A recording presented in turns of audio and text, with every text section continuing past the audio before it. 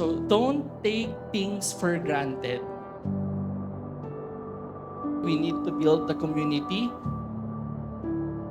to collaborate and treat everyone like a family. I know it's very tiring para sa inyo. Habang tumatanda tayo, dapat we learn new things in life. Your success depends always in you.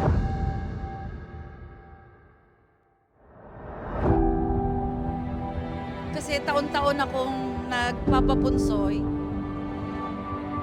Bakit hindi ka na lang mag-try dito kay Master Michael de Mesa? Nakikita ko kasi yung aura ni Master na napakatotoong tao. Swerte din po siya, nakakabigay din po siya sa atin ng lakas.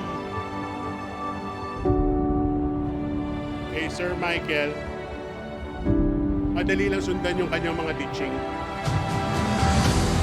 Welcome to Feng Shui Extravaganza by Master Michael de Mesa. Actually, I'm really fond of Feng Shui. Marami na ako napuntahan na Master, pero iba si Master. Siyempre gusto kong umangat yung antas ng aming pamumuhay. Kasama natin ang Feng Shui Sultan na si Master Michael de Mesa.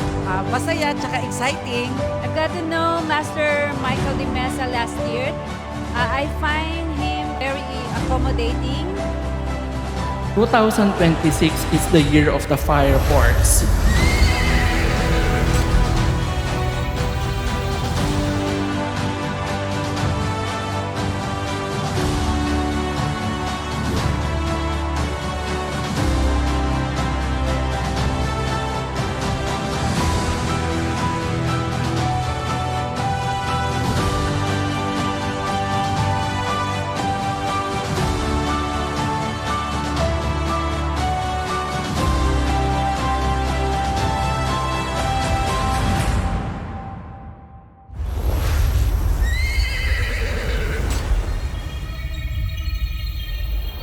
Michael de Mesa, Feng Shui Extravaganza, Year of the Fire Horse 2026.